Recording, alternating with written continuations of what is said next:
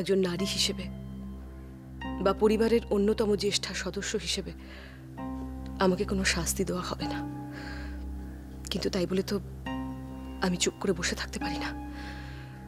যা করার তা আমাকেই করতে হবে। আপনার এই স্বীকারোক্তি যথেষ্ট, রাজুদি। এরপরে প্রাসাদ ত্যাগ করার কোনো প্রয়োজন আছে বলে আমার অন্তত মনে হয় না। এই স্বীকারোক্তি কিন্তু কোনো অনুশোচনা থেকে আসেনি রাজপুরোহিত মশাই। আমি কিন্তু এতটুকু অনুতপ্ত নই রাজপুরোহিত মশাই, এবং আমার ধারণা আমার বাবার কৃতকর্মের ফলই আমার ভাই মহানামা ভোগ করছে। আমার বাবার অদম্য পুত্র লালসাই আজ আমাদের এই দিন দেখাতে বাধ্য করেছে।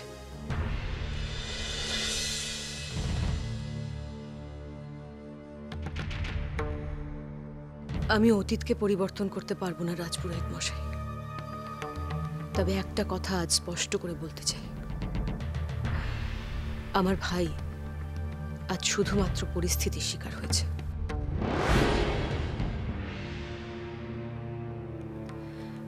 আর যাতে সেটা না হয় সেটা দিদি হিসেবে দেখা আমার কর্তব্য। তাই আমি নিজেকে সরিয়ে নেওয়ার সিদ্ধান্ত নিয়েছি। আমার মনে হয় এতে আমার ভাইয়ের জীবন শান্তিপূর্ণ হবে। অন্তত প্রতিদিন সে আমার হৃদয়ের আগুনে তো জ্বলে পুড়ে মরবে না।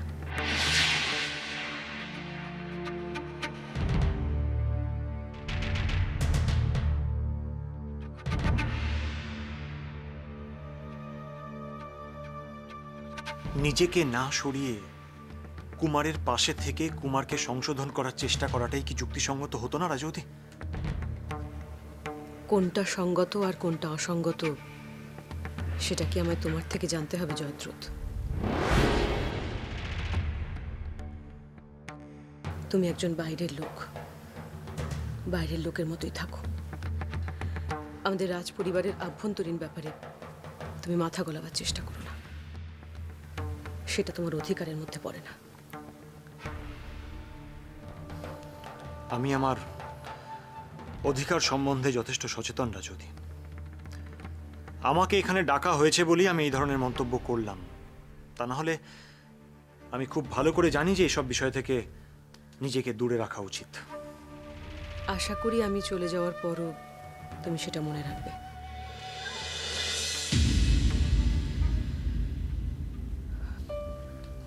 আমার এই সিদ্ধান্ত সম্পর্কে আপনার কি মতামত রাজপুরোহিত মশাই? তীর্থযাত্রার উদ্দেশ্যই সর্বদা হৃদয় এবং আত্মার শুদ্ধতা অর্জন, রাজৌদি। আপনি সবার আগে নিজেকে প্রশ্ন করুন, আপনার কি সেটার কোনো প্রয়োজন আছে? নিজের মানসিক শান্তি আর মহানামার মুক্তি, এই আমার উদ্দেশ্য। এই দুইয়ের মাধ্যমেই আমার হৃদয় মনের শুদ্ধিকরণ সম্ভব।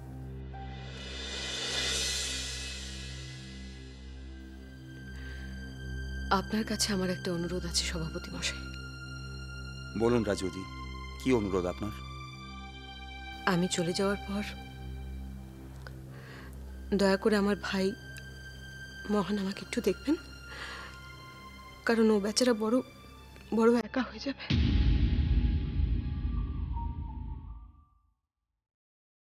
ও কিন্তু মনের দিক থেকে একটু খারাপ নয়। আপনি শুধু দেখবেন ও যেন কষ্ট না পায়, অত্যাচারিত না হয়।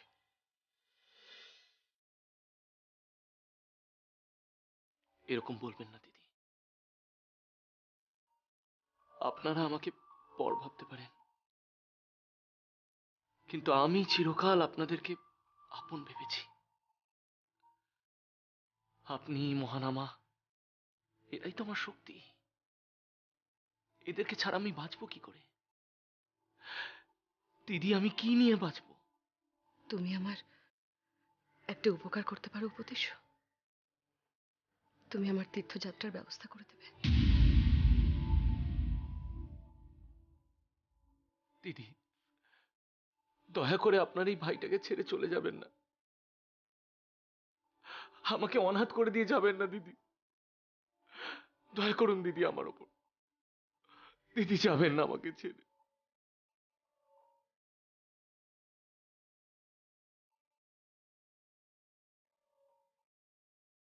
আশা করি আমার যাওয়ার ব্যবস্থা তুমি নিশ্চয়ই করে দেবে।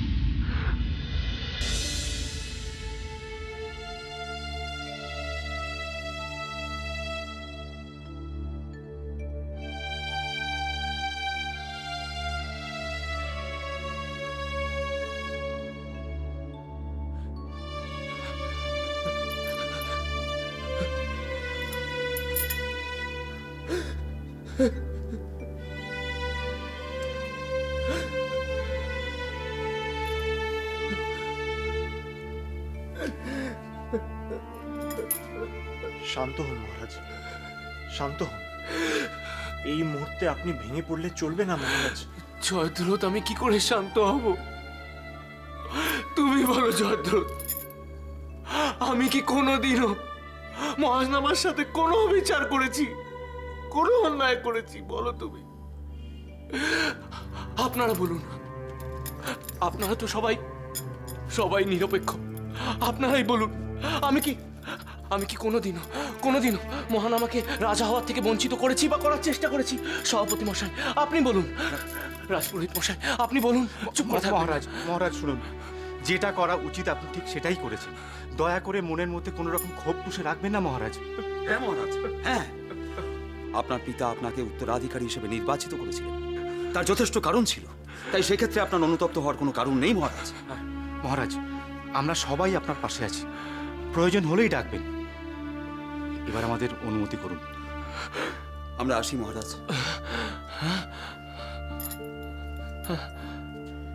আসুন।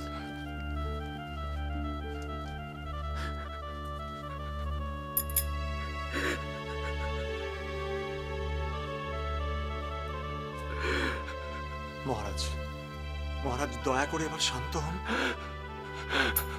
জয়দ্রথ, জয়দ্রথ, আমি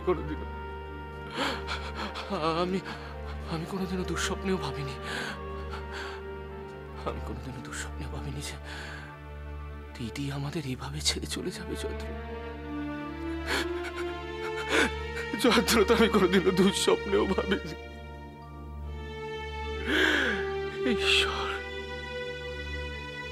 এ কি দিন দেখালে তুমি!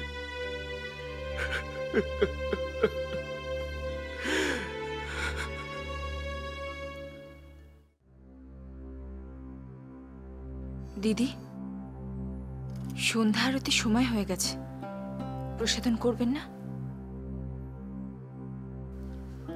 না, না মানে? আপনি সিংহালের মহারানী, আপনি প্রসাদন না করলে চলবে কি করে? খবরদার সমৃদ্ধি, আমাকে আর কখনো মহারানী বলবে না। ঐশিকা, প্রাসাদে কিন্তু অনেক বাইরের লোকও আছে, রক্ষীরা, দাসীরা। তাদের সামনে তোমার এই মনোভাব প্রকাশ করাটা কি উচিত হচ্ছে? দাসীদের সামনে আর কি হারাবো রাজিমা? তারা নিশ্চয়ই মহারাজের অপমানিত হওয়ার খবরটা পেয়েছে। আপনি বলুন তো, যে সম্মান একবার হারিয়ে যায় তাকে কি আর ফেরত পাওয়া সম্ভব? দেখো ঐশিকা, সকলে জানে যে উপদেশ্য কার কাছে অপমানিত হয়েছে। তারা যদি বুদ্ধিমান হয় তাহলে তারা বুঝতে পারবে যে দোষটা আসলে কার।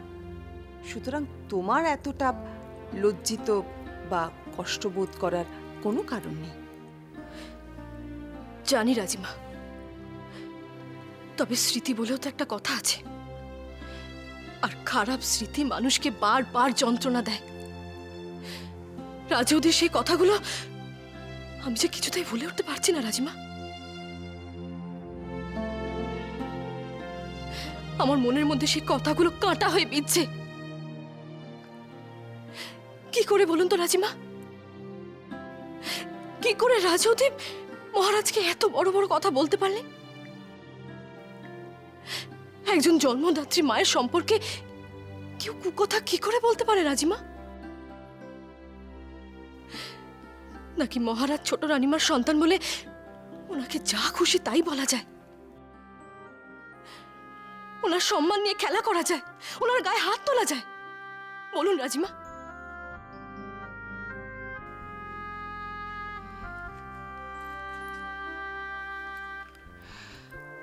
দিদি, আপনি অযথাই উত্তেজিত হচ্ছেন। রাজৌদি যেমন মানুষ, তিনি তো তেমনই কাজ করেছেন। তার কাছে এর থেকে বেশি কিছু আশা করাটাই অন্যায়। জানি সমৃদ্ধি, রাজৌদিকে দিনের পর দিন সহ্য করে যাওয়াটা আমার বোধহয় অন্যায় হয়েছে, কিন্তু তবু আমি সহ্য করে গেছি। দিনের পর দিন ওনার অন্যায় অত্যাচার আমি সহ্য করে গেছি সমৃদ্ধি, কিন্তু সবকিছুতে একটা সীমা থাকে। তাছাড়া আমি প্রতিবাদ করি বা কি করতাম বলো তো সমৃদ্ধি? যা হওয়ার তা তো হতোই। খনার হাত পুড়ে গেছে, মহারাজকে বন্দি করা হয়েছে, দিনের পর দিন প্রাসাদে নোংরা রাজনীতির খেলাও চলেছে। সবকিছু জানার পরও আমি মুখ বুজে সমস্ত কিছু সহ্য করে গেছি সমৃদ্ধি। কোনোদিন কিচ্ছু বলতে পারিনি, কিচ্ছু করতে পারিনি। আমার অবস্থাটা তো একজন দাসেরই মতো। তারাও যেমন সবকিছু মুখ বুজে সহ্য করে, তেমনি আমিও সবকিছু মুখ বুজে সহ্য করে গেছি। এরপর মহারানী শব্দটা আমি কি করে শুনবো সমৃদ্ধি?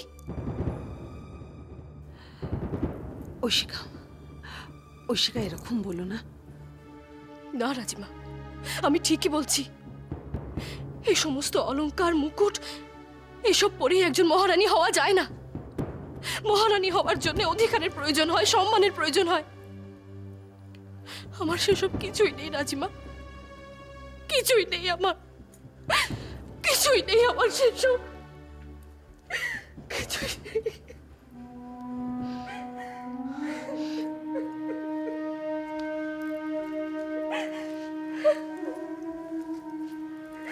দিদি,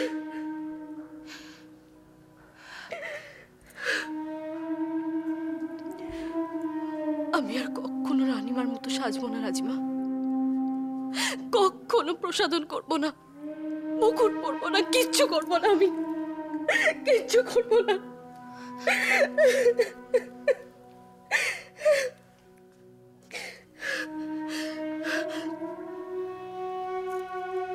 আপনি দ্রৌপদীর সেই প্রতিজ্ঞার কথা শুনেছেন রাজিমা? যতদিন না দুঃশাসনের শাস্তি হয়েছিল ততদিন সে চুল বাঁধেনি। তাই আমিও প্রতিজ্ঞা করছি রাজিমা, যতদিন না রাজৌদির কোনো কঠিন শাস্তির ব্যবস্থা হচ্ছে ততদিন আমি মুকুট পরবো না। ঐশিকা, এ তুমি কি বলছো ঐশিকা? আমি ঠিকই বলছি রাজিমা। রাজৌদির কোনো কঠিন শাস্তির ব্যবস্থা না হওয়া পর্যন্ত আমি কোনোদিন কারোর সামনে বেরোবো না। নিজেকে স্বেচ্ছায় কক্ষে বন্দি করে রাখবো আমি। ঐশিকা, রাগের মাথায় এ ধরনের সিদ্ধান্ত নিও না। তোমার এই সিদ্ধান্তে দেশের মানুষের উপর প্রভাব পড়তে পারে, দেশের স্থিতিশীলতা নষ্ট হতে পারে। আমায় ক্ষমা করবেন রাজিমা, আমি সিদ্ধান্ত নিয়ে ফেলেছি। ঐশিকা, একবার সিদ্ধান্ত নিয়ে নিলে তা বদলানো যায় না তা তো নয়। ঐশিকা, একটা কথা মনে রেখো, এই মুকুট কিন্তু প্রসাধনের অঙ্গ নয় শুধু। এই মুকুট সত্যের প্রতীক, ন্যায় কর্তব্যের প্রতীক। আর তুমি যদি এই মুকুট না পরো তাহলে সে রাজকীয় ন্যায় কর্তব্য তাকেই অপমান করা হয়, এটা ভুলে যেও না। যদি না চান আমি এরকম কিছু করি, তাহলে যত শীঘ্র সম্ভব রাজৌদির শাস্তির ব্যবস্থা করুন রাজিমা। আমি অনেক ভেবে দেখেছি, এছাড়া আমার কাছে আর কোনো উপায় নেই, কোনো উপায় নেই।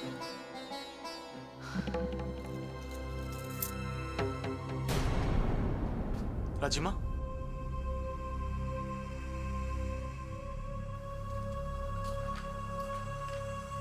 রাজিমা, একটা সংবাদ রয়েছে। কি হয়েছে জয়দ্রথ? রাজৌদি প্রাসাদ ত্যাগ করে চলে যাওয়ার সিদ্ধান্ত নিয়েছেন।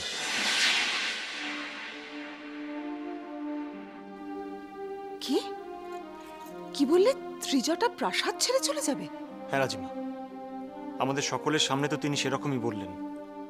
তিনি বললেন যে তিনি তীর্থে যাবেন বলে মনস্থ করে ফেলেছেন। উনি সত্যিই যাবেন এটা ওনার কোনো নতুন চাল, জয়দ্রথ? ওনার কথা শুনে তো মনে হলো উনি সিদ্ধান্ত নিয়েই ফেলেছেন। এখন সত্যি যাবেন কি যাবেন না সেটা তো আমার পক্ষে বলা সম্ভব নয় দিদি। কে কোথায় যাবে জয়া?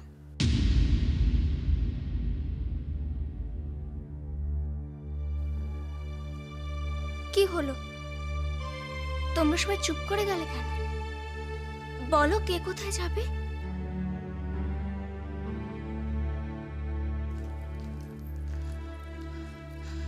খনা, তোমার পিসি তীর্থে যাবেন বলে মনস্থির করেছেন। পিসি?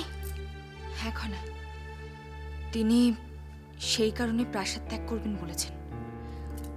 এ তুমি কি বলছো ঋদ্ধিমণি? পিসি হঠাৎ এরকম সিদ্ধান্ত নিল কেন? যদি তাই হয় রাজিমা, তাহলে আমি আপনাকে কথা দিলাম, আমি নিজে সিংহলে বিশাল অনুষ্ঠানের আয়োজন করব। সিংহলে যত হতদরিদ্র মানুষ আছে তাদেরকে আমি নিজে ভাত পেড়ে খাওয়াবো। মা, এ তুমি কি বলছো? পিসি চলে যাবে বলে তুমি আনন্দিত হয়েছো? হ্যাঁ, আমি আনন্দিত হয়েছি খনা। একজন ঘৃণ্য মানুষের এই প্রাসাদ থেকে চলে যাওয়াই ভালো। এ কথা বলো না মা। সব মানুষের মধ্যেই ভালো খারাপ গুণ থাকে, কিন্তু তা বলে কেউ চলে যাবে বলে তোমার আনন্দিত হওয়া উচিত নয়। তোমার পিসি কোন কাজটা উচিত করেছেন খনা? তুমি জানো উনি আজ কি করেছেন? উনি উনি তোমার বাবাকে অপমান করেছেন খনা। তোমার বাবার গায়ে উনি হাত তুলেছেন, ওনাকে চড় মেরেছেন। এরপরেও তুমি বলবে উনি চলে যাওয়াতে আমার আনন্দিত হওয়াটা অনুচিত?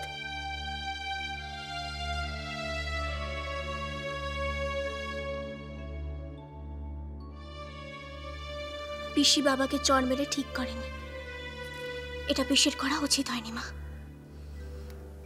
তোমার বাবা শুধু একজন ভাই নন খনা, উনি একজন দেশের রাজাও। আর একজন রাজার গায়ে হাত তোলাটা কতটা অপরাধের বিষয় আশা করি তোমাকে সেটা বোঝাতে হবে না খনা। কিন্তু মা, পিসি হঠাৎ বাবাকে চড় মারলো কেন? এটা তোমার ভাই কাকার হাত কাটার প্রতিশোধ খনা। তোমার বাবার কথাটা একবার ভাবো তো খনা। আজ ভাতৃবন্ধনের মতো এমন পবিত্র দিনে সামান্য ভালোবাসা তো দূরের কথা, ওনাকে অপমানিত হতে হলো। সৎ ভাই হওয়ার মূল্য কি ওনাকে সারা জীবন দিয়ে যেতে হবে খনা? উনি যদি রাজৌদির সৎ ভাই হন তাহলে তাহলে ওনার দোষটা কোথায় আমার তুমি বলতে পারো? রাজৌদি সারা জীবন সৎ ভাই বলে ওনাকে অপমান করে গেছেন। উনি বিধবা বলে তোমার বাবার হাতে উনি রাখি না বাঁধতে পারেন। সামান্য ভালোবাসা তো দেওয়াই যায় খনা, কিন্তু উনি তাও করেননি। উনি তাও করেননি খনা। তোমার বাবাকে উনি সামান্য ভালোবাসাটুকুও দেননি। মা, মা চুপ করো মা, দয়া করে চুপ করো। পিসি যা করেছে তা আমার ইচ্ছা করে করেনি।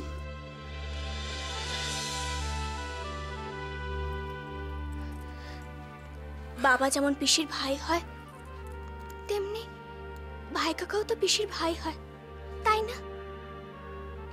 ভাই কাকা হাত কেটে ফেলেছে শুনে পিসি বোধহয় নিজেকে আর ধরে রাখতে পারেনি, তাই বোধহয় রাগের মাথায়।